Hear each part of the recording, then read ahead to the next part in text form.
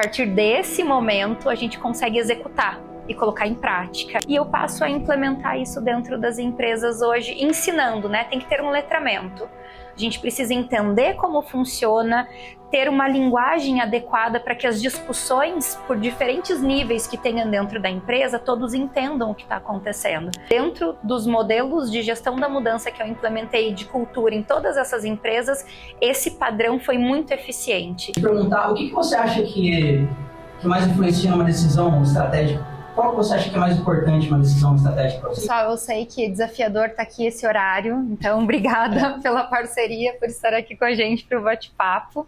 Então, antes de contar o contexto de trabalho corporativo, eu fui mãe aos 15 anos de idade, então iniciei um desafio de mulher, de vida, super cedo, e aí isso me provocou a amadurecer com muito mais rapidez, viver desafios muito mais inesperados do que qualquer um que o mercado de trabalho possa oferecer.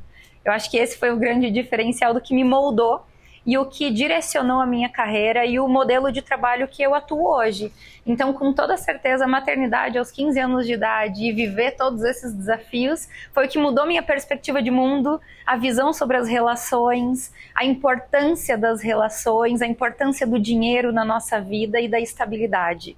Então, a carreira, o trabalho, traz um valor muito grande para a gente, que é a segurança e a estabilidade a respeito do que a gente precisa viver, né? Que é ter dinheiro, que é ter uma visão do que a gente pode fazer com a nossa autonomia e, tendo autonomia, a gente pode fazer melhores escolhas. Então, a maternidade, com toda certeza, me moldou, mas daí estudar psicologia, entrar nesse universo de desenvolvimento e transitar por diferentes empresas dentro desse processo. Eu acho que o grande diferencial da minha carreira foi, durante a minha graduação, eu explorei todas as frentes de atuação da psicologia. Eu aproveitei esse espaço do acadêmico, aproveitando, né, já que a gente já está nesse lugar também de desenvolvimento acadêmico, sim. E eu tive uma visão, eu não era intencional, mas eu tive uma visão muito mais estratégica de como eu queria experienciar todas as frentes de atuação para eu poder fazer uma escolha melhor. Então eu não tinha certeza, eu escolhi psicologia e aí, né, então eu fui para educacional, eu fui para hospitalar, eu fui para clínica, eu fui para o jurídico, eu fui, né, para o forense, eu fui para o corporativo, para o organizacional, e ali eu fui entendendo o que fazia sentido para mim, o que não fazia, e isso foi me moldando. Então eu acho que esse recorte do período acadêmico moldou bastante a minha visão do que poderia ser a possibilidade de trabalho. Mas é claro que a vida, os desafios pessoais é o que vai direcionando a gente sem muitas escolhas, né? As coisas vão acontecendo. Então, esse é um fator bem determinante do meu modelo de construção de carreira. E você fez na PUC? Eu fiz um período na PUC quando eu trabalhava aqui. E daí eu concluí numa PUC, outra universidade. Uhum. Ah, muito bom. A maternidade realmente, em qualquer época da vida, ela vai te trazer maturidade, né? Com 15 anos, eu que fui com 30, com 40, é um desafio de responsabilidade, né? Então, muita responsabilidade.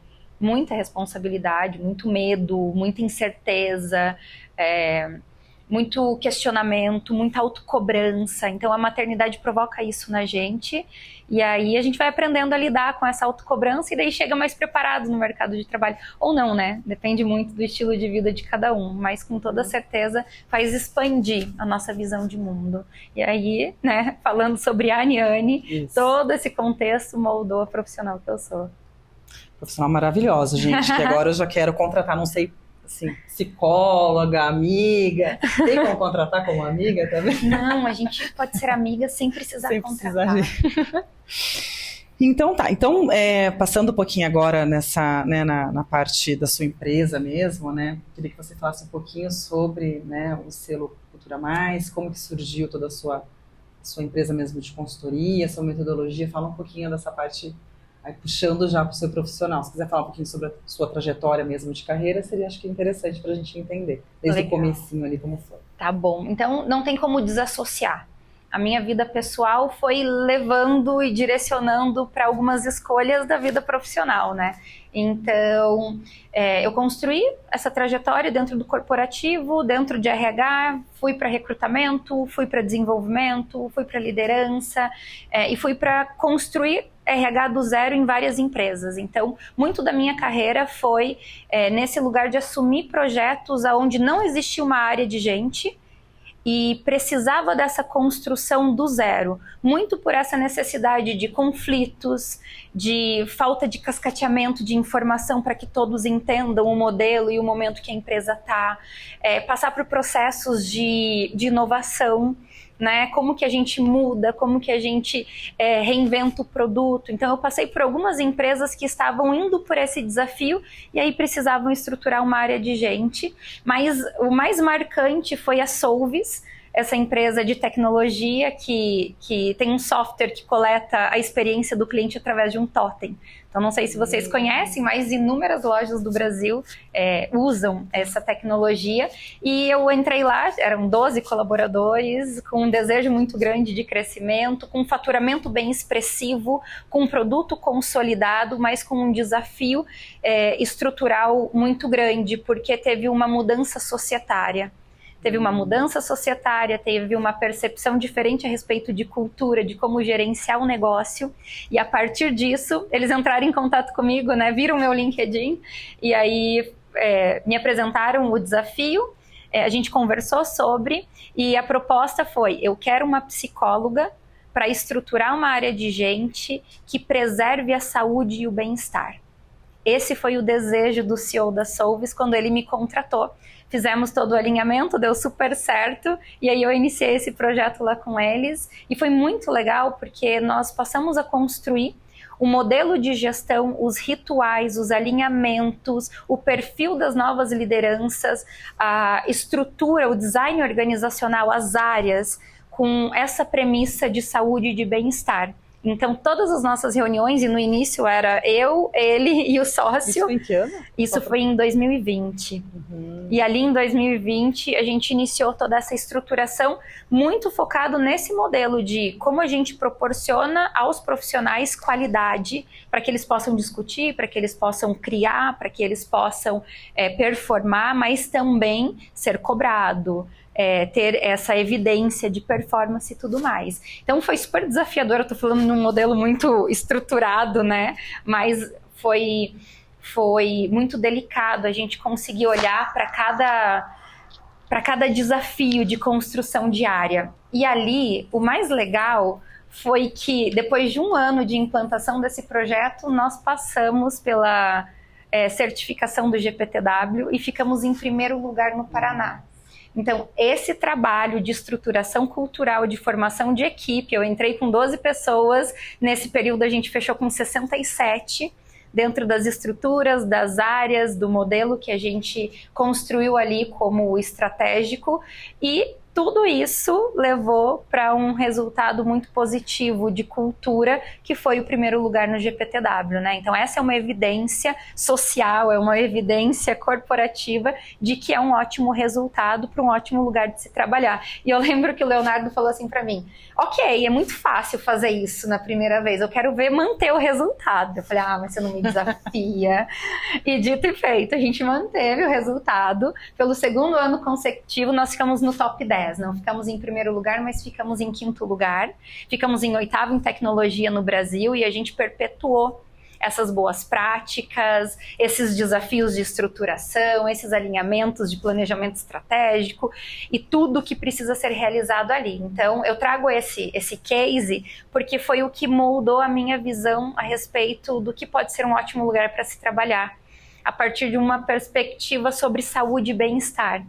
Então, em 2020 não era tão falado e não era tão popular a gente trazer essas práticas, não era falado sobre NR1, sobre fiscalização de desenvolvimento psicossocial, a gente não tinha esses indicadores tão alarmantes que nós vivemos hoje de saúde. Agora, né? Exatamente. Começando esse ano, né? Então... Exatamente. Então, foi super legal. E aí nós aprendemos que com essas práticas a gente garante bons resultados, evidencia que o trabalho está sendo bem feito através da percepção de valor dos nossos colaboradores, e é óbvio que a gente atrelou também aos resultados corporativos, faturamento, expansão de market share e tudo mais. Então, a gente não tinha um olhar romântico só para o resultado de cultura, mas a gente atrelava a visão de cultura junto com todos os resultados que o negócio precisava. É claro que a gente passou por dificuldade, a gente teve ali impasses, tivemos algumas barreiras de aculturamento com algumas lideranças do início, porque dessas 12 pessoas que estavam, entender todos esses desafios de modelo diferente de se relacionar não é fácil. Então foi a partir dessa experiência e de tantas outras que eu vivi na frente que eu sentei e desenhei o modelo do E3. Então o método E3 de gestão da mudança vem a partir de todas essas experiências de implantação de cultura nas empresas que eu passei. Então quando eu saí da Solvis, entreguei esse projeto, eu fui assumir um projeto mais desafiador, que era fazer a fusão das unidades de aquisição de uma holding que comprava escolas pelo Brasil. Então, essa holding comprava escolas e a gente precisava aculturar essas escolas para garantir a performance com o modelo de atuação da holding. E aí, aculturar a escola, e a gente está falando também aqui de um lugar próprio para isso, é muito desafiador. O dono, o fundador ali, que gerenciou o seu negócio do jeito que quis, e aí entrar com uma empresa, com um modelo, com sistemas, com regras, com prestação de contas, é muito desafiador. E daí eu passei ali mais 2 anos fazendo esse trabalho de aculturamento, de reestruturação de time, de modelo de negócio dentro dessas empresas. E eu encontrei um padrão de gestão da mudança ali. Ou a gente engaja essas pessoas para que elas queiram fazer a mudança, para que elas reconheçam valor, para que elas olhem e falem, quero. A partir do momento que elas desejam aquilo, a gente mostra o como fazer. Elas precisam entender quanto tempo, qual o recurso, quais as ferramentas, quem é apoio, quem é suporte, aonde não vai ter suporte. Então, quando elas entendem o processo, elas lidam melhor com a frustração das falhas, da dificuldade, do que não dá certo, e a partir desse momento a gente consegue executar e colocar em prática e ir fazendo esse ciclo rodar. Então, dentro dos modelos de gestão da mudança que eu implementei de cultura em todas essas empresas, esse padrão foi muito eficiente. E a partir disso eu empacotei esse conceito, esse modelo, esses cases, e eu passo a implementar isso dentro das empresas hoje, ensinando, né? Tem que ter um letramento. A gente precisa entender como funciona, ter uma linguagem adequada para que as discussões por diferentes níveis que tenham dentro da empresa, todos entendam o que está acontecendo. Então, como que eu cascateio o conhecimento de algo novo, de uma mudança que vai acontecer se nem todo mundo está entendendo o que está acontecendo? Então, a gente precisa traduzir em linguagens de níveis, em performance, em metas, em encontros, em rituais, para que esse ciclo rode de uma forma mais fluida e que todo mundo participe se sentindo pertencente, não obrigado, né? Então, quando a gente consegue incluir as pessoas como parte da mudança e não como alguém que está ali e é obrigada a fazer, a gente consegue quebrar a barreira da resistência. Toda a gestão da mudança tem um ciclo de resistência gigantesco. Ou a gente aprende a quebrar ele no início, ou a gente vai lidar com o desconforto e com os problemas porque não olhou para esse fator prioritário. Então, essa é uma visão um pouquinho, né, geral, assim, superficial do trabalho que a gente faz hoje. Perfeito. Maravilhoso, estou até hipnotizada, assim. Gente, é isso mesmo, né? Você falando de educação, de conquista dessa escola, né, que fazia parte desse grupo que você estava atendendo, eu lembro que a educação tem uma resistência de ser tratada como uma empresa em si, né? Eu lembro que quando eu entrei na PUC, a PUC falava, estudantes não são clientes, né? Então, tinha essa relação muito do professor que não são clientes. A educação, ela não pode ser... Romantiza, né? Exatamente. Tem, né, segmentos que romantizam a relação de trabalho, a relação comercial. Existe uma relação comercial, mas não quer dizer que ela tenha que ser ruim culturalmente parece algo de ganância, algo de oportunismo, algo de vantagem. E a gente não está falando sobre isso, a gente está falando sobre ganho. Você ganha algo, você experiencia algo, mas você dá algo em troca também. Mas quem trabalha em educação, em saúde, geralmente vai trazer para um viés de suporte afetivo, de amparo, e aí não vai olhar a relação de trabalho com o rigor que ela precisa ter, que é de trabalho, responsabilidade, ganho, perda, função, exigências, retorno. Então, são linguagens que quando eu levava para dentro das escolas, eles abominavam. Nossa, mas que horror! Acabou com a nossa cultura, acabou com o valor, acabou com a nossa essência. E não, sempre existiu, a mensalidade sempre foi cobrada, né? O salário sempre foi pago, o horário sempre foi cumprido, mas o tratamento, a relação vinha num lugar muito mais afetivo, né? De intimidade. Eu via dentro das escolas uma relação de intimidade que passava do limite de saudável para um processo profissional. E aí a gente vai educando as pessoas de uma forma errada sobre as relações de trabalho. A gente tem que ter responsabilidade profissional. E a responsabilidade profissional demanda, né, comportamento, demanda profissionalismo, linguagem, postura, cobrança. Então eu lembro muito nesse contexto de escola, a cobrança era algo absurda. Nossa, mas por que você está falando assim comigo?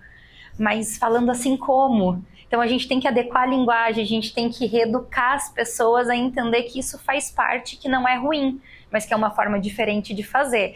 Então, aculturar, falar sobre cultura não é simples, e as empresas que banalizam o termo cultura, ou minimiza, não vou falar banaliza, mas minimiza a importância da cultura, acaba sofrendo com os resultados ruins, com a perda de bons profissionais, com essa alta rotatividade, com um custo altíssimo no caixa, porque você perde um valor que você não estava previsto por conta dessas saídas.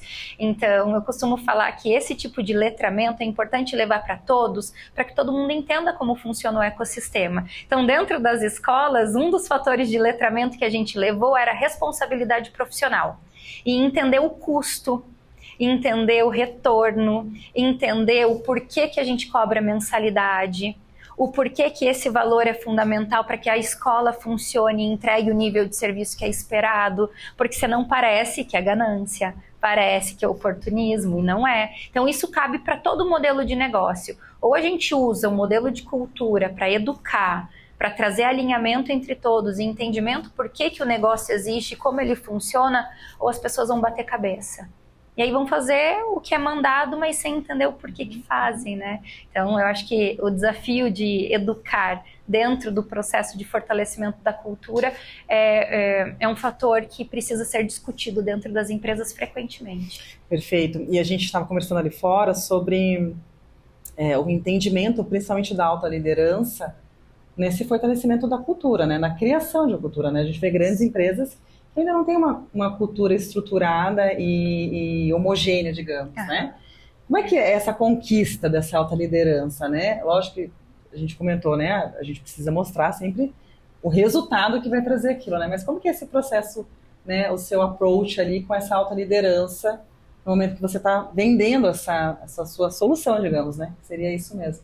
Como é que você conquista essa alta liderança? Esse é o maior desafio, né? Porque falar de cultura, todo mundo acha lindo, mas vender serviços, as pessoas quererem investir recurso para que isso seja um retorno vantajoso, é muito mais delicado. Então, eu sempre entro com um diagnóstico e entendo o que é que a empresa precisa, qual é o momento dela, o que eles desejam, qual é a dor que está latente ali, e uso essa dor como um balizador para as soluções que a gente oferece com foco em cultura. Porque no final das contas, todas essas pessoas que precisam performar, que precisam entregar resultado, que precisam exercer suas funções, vão garantir o resultado financeiro, o resultado que a empresa espera. Então, qual é a dor?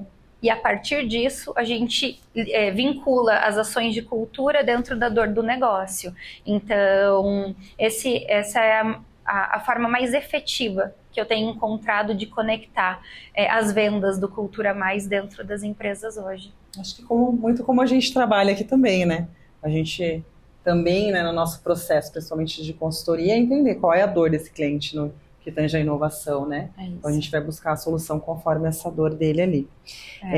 Ainda falando, obviamente, da cultura, como que a gente, na sua visão, né? Como que você entende se a empresa tem uma cultura sólida ou não? Né? Eu acho que isso não é uma coisa, um entendimento fácil, né? Quando você chega numa empresa, a empresa pode se vender como a minha cultura é fortíssima, todos aqui estamos alinhados.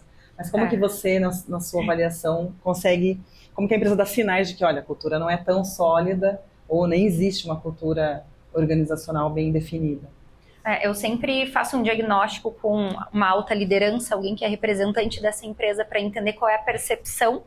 E depois eu vou ouvindo as outras partes, as outras áreas, as outras lideranças e conectando para ver se de fato estão alinhados, se a percepção vem de encontro. Então eu digo que uma cultura forte é quando existe esse alinhamento. Desafios de relação vai ter em toda empresa, desafios de comunicação vai ter em toda empresa, mas a gente consegue entender o nível de maturidade da cultura. O nível de maturidade vai determinar a partir do momento desses alinhamentos, o quanto elas estão alinhadas, o quanto elas convergem, o quanto existe espaço para você ser vulnerável, para você falar, para você se expor, para você criar. Então, o diagnóstico de maturidade vai dar essa percepção de qual nível a cultura está. E essa é uma ferramenta muito valiosa para eu conseguir fazer as vendas. Porque é muito intangível, né? Você fica falando sobre cultura, sobre valor, sobre comportamento, sobre visão. Mas quando você traz evidências e mostra o quanto a empresa está em risco, está em conformidade, ou ela está em atenção e o que precisa ser feito para melhorar, aí sim a gente consegue ter uma conversa muito mais estruturada através de evidências, através de dados, através de recurso, de ferramenta. Então, o diagnóstico é uma base fundamental para a gente conseguir ter uma boa conversa sobre o momento da empresa e se a cultura ela é forte ou se ela está em risco. Então, assim, poderia ter feito essa pergunta no começo, mas o que é cultura organizacional? O que é isso, né? Explica em poucas palavras, o que significa isso dentro de uma empresa? O que é uma empresa ter uma cultura organizacional, né? É o conjunto de comportamentos que fortalece esse espaço. É aquilo que vai garantir que esse ecossistema funcione de uma forma saudável, de uma forma positiva, de uma forma produtiva. Então você tem um grupo de pessoas, um grupo de sistemas, um grupo de recursos se relacionando e essa relação, esse ecossistema precisa fluir de uma forma positiva para que ele prospere, para que ele expanda. Então, uma cultura forte, uma cultura sólida é quando isso acontece. Como? Depende de cada um, depende dos elementos, dos valores, da percepção do que vale e o que não vale em cada realidade. Mas ela precisa fluir, esse ecossistema precisa girar, ele precisa ser funcional. Quando tem falha de comunicação, quando você perde muitos profissionais, quando você tem muita opressão, muito assédio, quando tem desalinhamento, quando não tem rituais, quando tem opressão, a gente encontra sinais, sintomas de que é uma cultura fragilizada. Então, para a gente traduzir cultura, a gente precisa olhar para comportamentos. Quais comportamentos contam o que você vive ali dentro, né? E isso vai determinar se ele é bom ou não. Então, não tem certo ou errado. Tem o que não é uma boa prática e tem o que são práticas positivas. Mas tem que funcionar dentro daquele estilo de realidade mesmo de cada empresa. Alguém já trabalhou numa empresa assim, com cultura frágil? Oh! Não, né? Imagina. Ninguém passou por isso. E dentro da cultura, né, como um todo organizacional, a gente tem a cultura de inovação, que é uma das nossas trilhas de desenvolvimento também. Então, qual é o papel da inovação, né, dentro de toda essa cultura da organização? Qual a importância? Como que você enxerga a inovação dentro desse processo? Eu vejo que é uma consequência boa. É uma consequência positiva, porque se você não tem uma cultura sólida, forte, que proporcione um espaço onde as pessoas têm autonomia, onde elas conseguem compartilhar percepções, a segurança psicológica, que a gente até evita falar, porque já já descredibilizou algo que é tão importante, mas de fato, se eu não me sinto confortável, se eu não me sinto seguro, se eu não acho que eu vou ter espaço para compartilhar quem eu sou, eu vou ficar quieto. Eu não vou correr o risco de ser humilhado, de ser julgado, mercado, de ser exposto. Então, a inovação vai acontecer a partir do momento que a gente constrói um espaço que, de fato, vai ter troca, que vai ser produtivo, que vai ter ganho, porque eu iria compartilhar algo, sendo que eu acho que eu vou ser desrespeitada. Eu vou ficar quieta. Sim.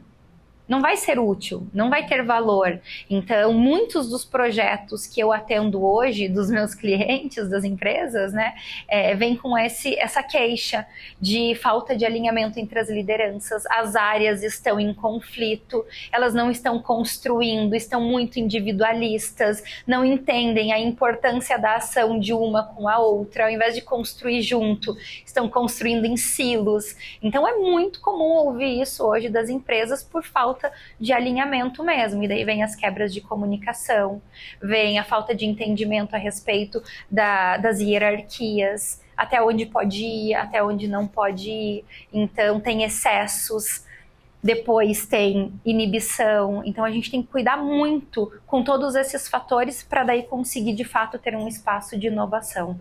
Então eu vejo que é a consequência positiva de uma cultura que fomenta essa construção coletiva. E você tem algum case, né, falando de inovação dentro da cultura, que com essa mudança da cultura gerou realmente resultado financeiro, né, nesse mindset mais inovador, né, nesse desenvolvimento do mindset inovador dos colaboradores? Você tem algum case que poderia compartilhar nesse sentido? Tem um bem recente, estamos finalizando agora, hoje mesmo estive nessa cliente, e a gente iniciou um processo de diagnóstico para entender a estrutura da empresa. Então, olha que curioso. Eu fui contratada para fazer um trabalho com um time de lideranças para lidar com os conflitos. Uma equipe de líderes que estão tendo muito conflito, muito atrito, e isso estava prejudicando a qualidade de nível de serviço. Eu cheguei lá, fiz o diagnóstico e entendi que é um efeito cascata. Enquanto as donas da empresa estavam conflitando com desalinhamento de valores, de percepção sobre o negócio, isso estava cascateando dentro das lideranças e o conflito estava acontecendo na operação, porque é a operação que atende o cliente. Então você vai notar o reflexo do resultado, porque é nessa base de relacionamento, mas está vindo de cima. Então, nós fizemos, eu fiz com a minha equipe o diagnóstico, a gente entendeu a realidade, compartilhei com as donas, expliquei o que eu vi, o que a nossa equipe identificou, e ali a gente mudou o projeto e passou a ser um trabalho de desenvolvimento das donas, uma formação executiva para que elas conseguissem entrar numa sinergia. Nós chegamos numa investigação a respeito da relação dessa sociedade que acabou gerando a ruptura.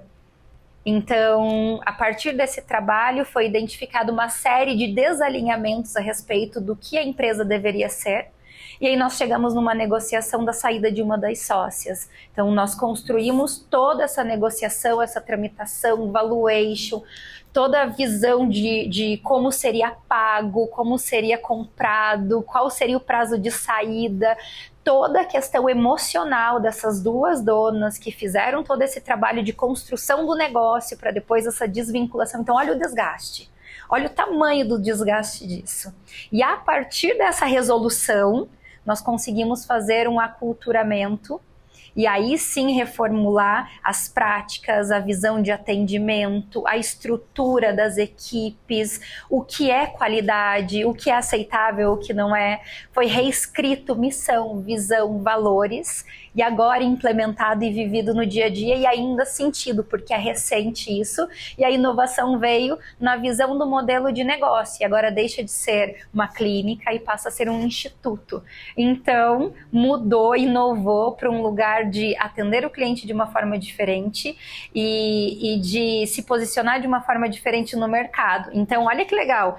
Partiu de uma empresa de 500 metros quadrados, que atendia até 300 clientes, para uma empresa com mais de 1.500 metros quadrados, para atender mais de 1.000 clientes dentro dessa nova capacidade, pela reformulação orçamentária, pela reformulação de estrutura, pela precificação diferente que foi encontrado como oportunidade para começar a atender esse mercado. Foi estudado o mercado para a gente entender o que tinha de carência, para oferecer algo diferente do que todos os concorrentes já ofereciam. Então, olha quanta oportunidade nesse processo a gente identificou quando você quebra uma barreira de resistência da mudança. Quando você tem alguém contra, que é chave para que o processo flua, você vai ficar no entrave. Quando você consegue reformular essa estrutura para que a inovação aconteça, a construção, o diálogo, a coragem, a implantação, o teste, as coisas fluem. Não foi fácil, ainda não está sendo, é extremamente desafiador, mas a gente já vê o reflexo, a construção. Só de ter um prédio novo, só de você viver algo assim, você já materializa para além, né, só do dado financeiro ali. Então é uma experiência que impactou a todos os colaboradores da empresa e está sendo muito legal. E eu compartilhei aqui porque vai se tornar o case do livro. Então, eu escrevi o livro da norma, do selo, tem o método do E3 e para materializar tudo, vai ter o case. Então, finalizando o case agora, inaugurando a empresa, a gente já finaliza a escrita do livro para que todo mundo consiga perceber, né? Um dos desafios de carreira que eu identifiquei, eu, Niane, sendo executiva, sendo gestora, estando à frente da área de RH, de cultura, eu não tinha muito letramento a respeito da visão de negócio no todo, porque a gente vive a dor, a gente vive o problema, a gente vive a atividade do dia a dia e a gente não tem essa oportunidade de experienciar o ecossistema, o negócio como um todo. E quando eu monto a consultoria e vou para esse lugar de atender negócios e não uma área específica, isso amplia totalmente a visão de oportunidade de melhoria para os negócios, né? Então, quando eu tive a oportunidade de viver esse outro lugar, eu reconheci a dor de quem está ali na frente da gestão da área de gente. E essa é a dor. Eu não tinha noção porque eu estava lá dentro. A gente só consegue ver a ilha depois que você sair da ilha, né? Então, depois que eu saí do RH e passei a viver uma outra expectativa, uma visão de carreira, uma visão de empresas, eu encontrei as oportunidades de melhoria e de inovação. E por isso eu decidi criar o selo, criar a certificação, porque a gente ensina as empresas a implementar práticas que parece, na teoria, muito difícil, mas na prática ela é mais simples do que a gente imagina. Mas requer método, é aquilo que a gente estava falando. Tem método, tem como fazer, tem que respeitar o tempo, tem que mensurar, você tem que acompanhar, você tem que mudar se não está dando certo, você tem que ter coragem para se arriscar. Então, eu só consegui ter essa visão das problemáticas de RH quando eu saí desse lugar e comecei a ver o negócio como um todo. Então, essa é uma recomendação que eu faço sempre para as minhas assessoradas, para os meus mentorados, para os executivos que fazem parte desses processos, que é dar 10 passos para trás. Saia da tua problemática. Olha, faz uma visão geral sobre o meio que você está, sobre as possibilidades, vai para além do seu. Não se responsabiliza tanto só por isso. Olha o todo e muda a perspectiva. Quando a gente consegue ter essa oportunidade, e nem sempre a gente no dia a dia, tendo meta para bater, tendo exigência para cumprir, você consegue desacelerar, parar e olhar para uma outra perspectiva. Não é real. É ideal, mas não é real. Pagar os boletos, né? Pagar os boletos, nisso, né? Exatamente. E aí, por isso que eu conecto com o que você estava me falando ainda há pouco sobre esses espaços de hub. Esses lugares onde a gente se conecta com outros profissionais e vai entender por uma outra perspectiva uma mesma problemática. Então, nossa, que legal, eu levo uma situação e trago profissionais de diferentes áreas, com diferentes vivências, para discutir sobre isso. E talvez o que for dito ali muda a minha ótica e eu consigo trazer algo muito mais simples, muito mais funcional do que a gente que fica complicando algo que talvez pode ser mais simples. Então, a inovação entrou dentro da minha carreira, dentro da minha visão de trabalho, muito nessa perspectiva quando eu consegui sair do problema e ver por uma outra ótica. Então, eu acho que isso faz toda a diferença. E esse processo todo nessa mudança, né? Dessa gestão de mudança cultural, ele é um processo longo? Como é que funciona, né? A pessoa pode pensar, olha, nossa, vou ficar 2 anos nesse processo, vou ficar quanto tempo, vou gastar quanto dinheiro com isso, né? Acho que esse é o primeiro pensamento, eu preciso mudar já, né? Mas como funciona todo esse processo, o tempo de... Perfeito, ele é contínuo. Ele é contínuo, ele é cíclico, né? Então, a gente olha várias metodologias no mercado que a gente já sabe. Você mexe aqui, mexeu ali, daí funciona aqui, mexeu aqui, e a gente vai mexendo nesse ecossistema. A cultura não é diferente. A gente vai se adaptando ao momento que a gente está e vai reforçando aquilo que é fundamental. Então, a base da cultura é você saber quais são os valores indiscutíveis. Então, todo mundo fala, né? A cultura tem a missão na parede, tem os valores na parede, porque aquilo ali é um balizador de comportamento. É um alinhamento de visão, de valores entre todos que fazem parte. Então, eu me assemelho àquilo e, por isso, eu desejo permanecer aqui, porque faz sentido, se conecta comigo, eu me sinto pertencente e tudo mais, né? Essa é uma visão mais prática. Mas todas as ações de cultura vão sendo recicladas e reformuladas e adaptadas, mas ele não tem um prazo, não tem assim, olha, começa aqui, termina aqui, não tem como.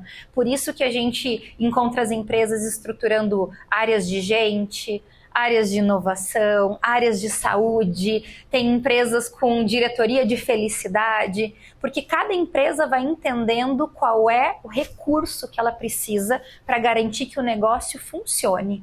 Então, o que vai ter aqui na PUC, talvez não tenha na outra e assim por diante, mas o que tem precisa representar o resultado que o negócio precisa alcançar. Então, é nesse movimento pra sempre. E agora, para finalizar, já indo para finalmente, depois já pense nas perguntas, que eu quero perguntas, hein? Por favor. O papel, né, muito do que você trabalha, da diversidade, da equidade de gênero. Qual é esse papel dentro da cultura, né? Hoje em dia, isso é muito... Você falou, hoje em dia, né, as pessoas escolhem onde vão trabalhar. Qual é a cultura que mais tem match com o meu perfil profissional, né? Então, a gente, principalmente nas novas gerações, né, que a gente fala bastante, é muito isso, né? Antigamente a gente fazia uma entrevista e falava, pelo amor de Deus, me contrata, né? Hoje em dia não, eu quero saber o que você tem para me oferecer, né? Como é a cultura da empresa, né? Então o papel, acho que da diversidade, né, e da equidade, que entra junto à equidade, qual a importância desse, né, não é uma área, mas desse tema dentro da cultura, né? Que eu acho que é uma coisa que a cada dia mais sendo discutida, não tem mais negociação, né? A gente precisa falar sobre isso nas empresas. Nós já entendemos a mudança da sociedade, a relação do trabalho na vida da pessoa. Então, hoje a equidade, a diversidade, ela vem num lugar de identificação.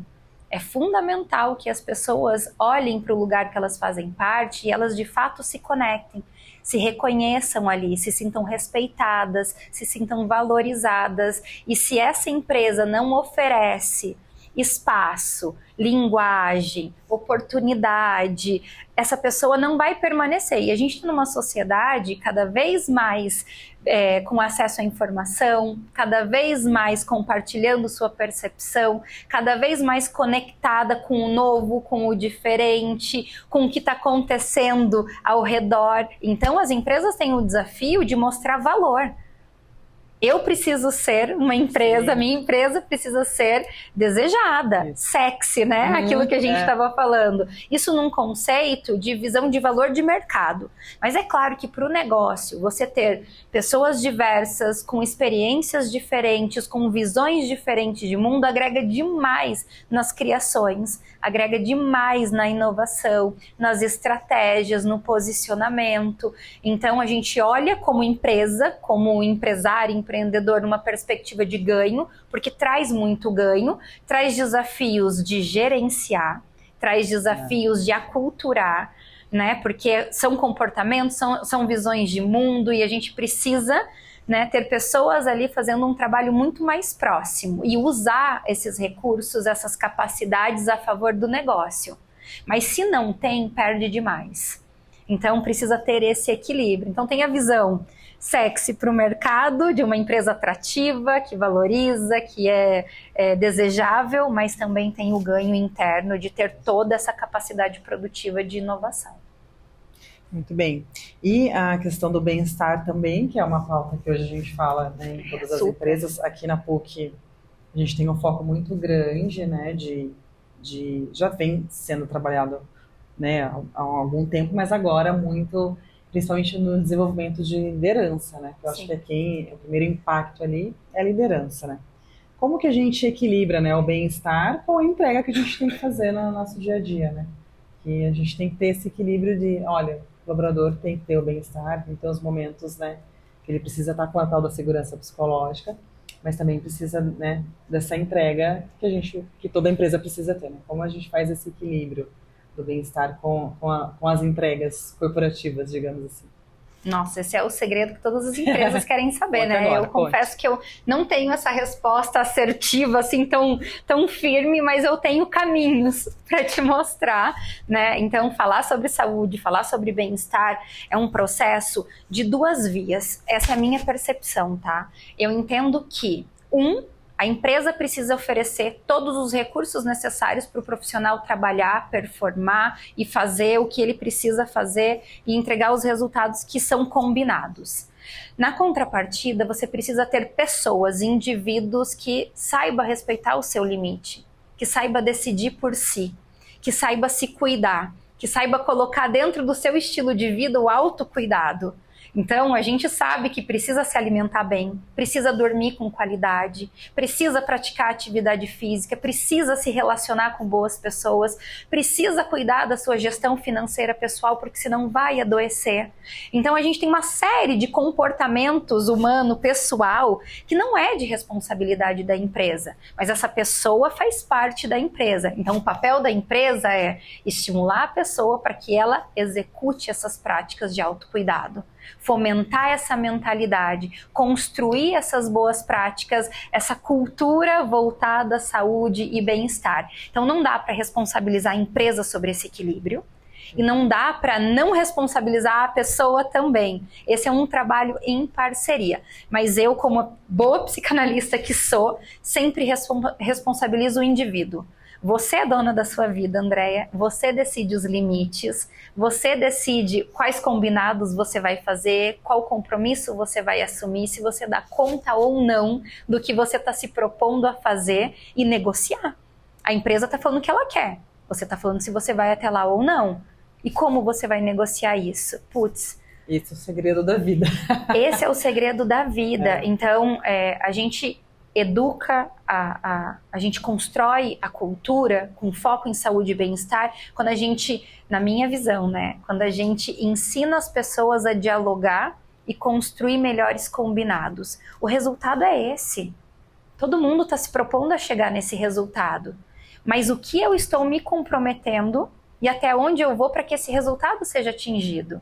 E isso vai me prejudicar ou isso vai me beneficiar? Então a gente precisa entender qual é o limite e fazer melhores combinados. As lideranças precisam entender se são atingíveis de fato os resultados que elas estão se propondo a fazer. A gente precisa entender o recurso que tem para ver se de fato ele vai dar conta de suprir aquilo que a gente está se propondo a realizar. Então, é ter uma visão muito mais real do que é possível e fazer esses combinados entre todos. Então, dá para ter uma vida saudável trabalhando? Claro que dá, mas vai depender dos combinados e das atitudes de cada um. Acho que esse é o maior desafio, é o trabalho que eu faço com muito carinho, com muita dedicação, de letramento, de desenvolvimento dentro das empresas, que é naturalizar o autocuidado, mas responsabilizar as pessoas sobre o papel profissional e sobre o que ela precisa fazer de cuidado da sua vida pessoal. Se você está estressado, se você está cansado, se você não tem bons hábitos, se você não descansa, é óbvio que o excesso de trabalho vai te deixar exausto. Mas por quê? Porque você não está executando as práticas de autocuidado. E aí vice-versa. Então, as empresas precisam passar a medir saúde e bem-estar de uma forma muito mais efetiva. Eu estou atendendo um cliente agora, uma gigante aqui de Curitiba de saúde, e nós estamos usando os indicadores do ASO, do PCM, sabe? Uhum. Né? O exame admissional, Sim. periódico, para medir saúde.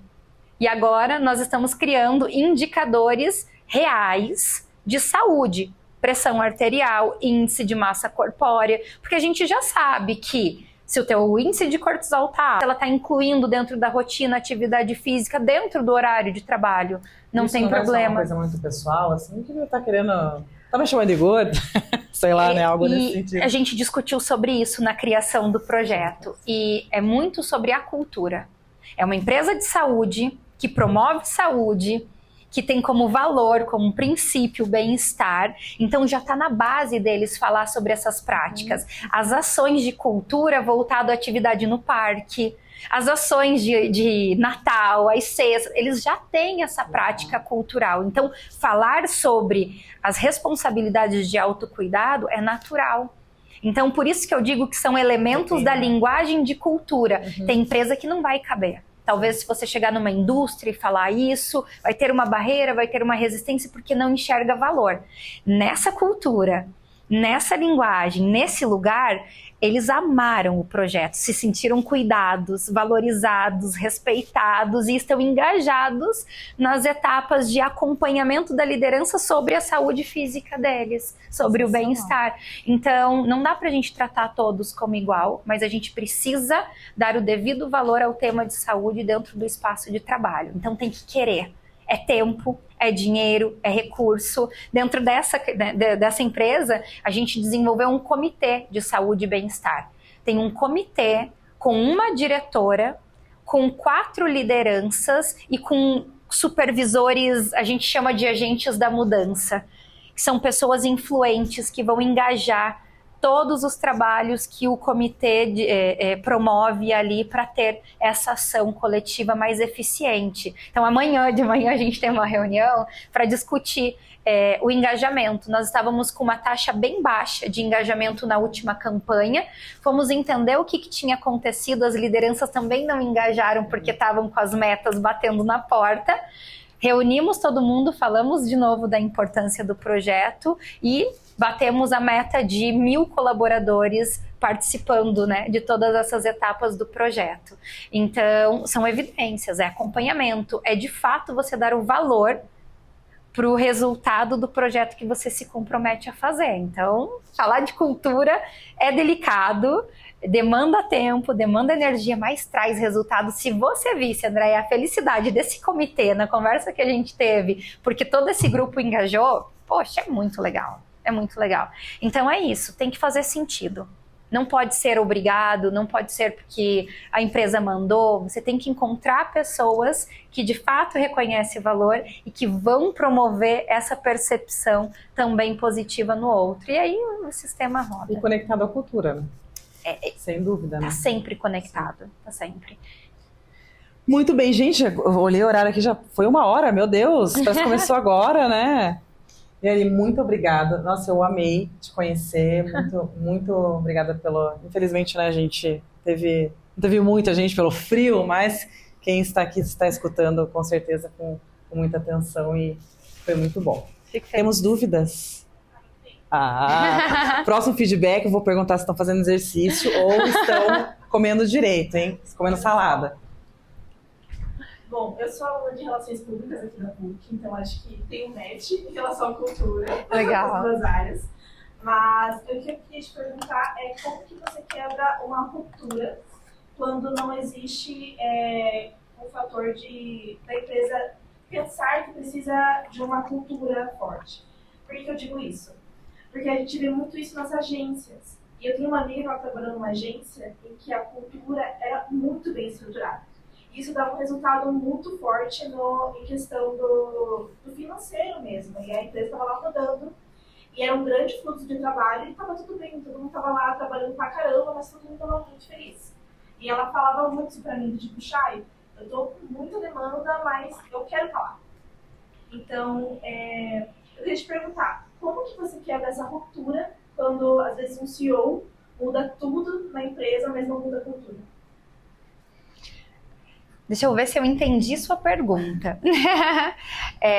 Eu acho que a gente não quebra. A cultura ela é construída a partir de tudo que ela é vivida. E a gente lê a cultura. A gente olha aquilo e pensa, o que isso daqui está me contando? Quais elementos são valorizados? Então, o financeiro é super valorizado, o atingimento de meta é super valorizado. Então, esse é um elemento de muita validação dentro desse espaço. Mas como é atingido esse resultado? Como a empresa chega nesse lugar? Então, isso vai determinar quais são as práticas de cultura e se ela é boa ou se ela não é. Então, você me falou assim, como que quebra essa ruptura da mudança do CEO para a realidade do negócio. É isso? Então vamos lá. Eu estou entendendo que foi determinado algo diferente para o negócio acontecer, e aí a gente precisa engajar as pessoas, fortalecer as pessoas para que esse resultado seja atingido. Vai ser através dos rituais, da comunicação. Como esse CEO informa toda a operação, toda a equipe do que está acontecendo, para que caminho estamos indo, quais são os novos resultados que queremos atingir, de que forma essa relação de comunicação ela acontece. Então esse é um fator fundamental. A clareza a respeito do que está sendo decidido e qual é a responsabilidade e papel de cada um frente a isso ali.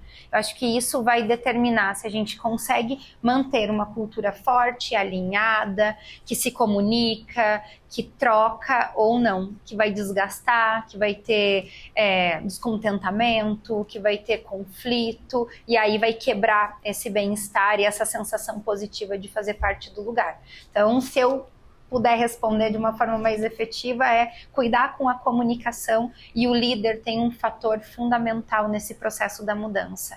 Encontrar essas pessoas que são embaixadoras, que têm credibilidade, que têm autoridade, e usar elas para fomentar essa comunicação coletiva e trazer segurança. Toda mudança gera medo. Toda mudança gera desconforto. Ou as pessoas entendem que vai gerar ganho, que vai ter benefício, que vai ser bom, ou isso vai prejudicar a qualidade de sensação de estabilidade das pessoas. Então, como que essas lideranças que têm esse papel vai conseguir transmitir isso para toda a base, toda a operação? Consegui responder? Foi? Mais alguma pergunta? Quer falar daí? Acho que é bom. Senão fica meio... O ar tá meio forte. Nem precisava do microfone. Mas é porque o ar tá meio forte, fica muito baixinho.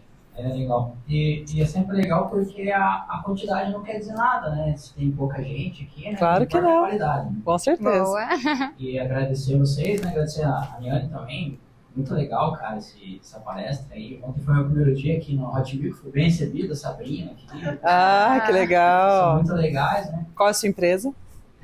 Eu sou engenheiro civil e tenho uma loja de instrumentos musicais e faço mil e uma coisa junto, sabe?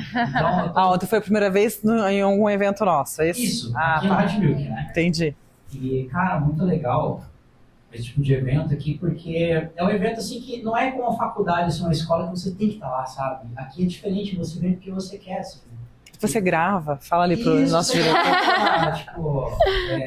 Tem coffee break, essa vibe assim. Tipo, Eu só vejo vantagem. Eu só vejo vantagem. Eu tô muito nessa vibe assim desses eventos, assim, cara. Desenvolver. Cara, você vai e gira uma chave na tua cabeça.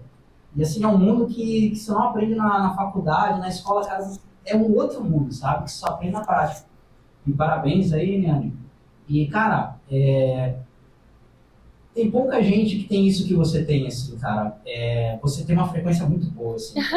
Tipo assim, dá pra sentir o campo de energia, assim, de alegria, cara. Maravilhosa, ela é maravilhosa. Cara, espetacular, assim. E ontem a gente tava aqui na palestra também, né?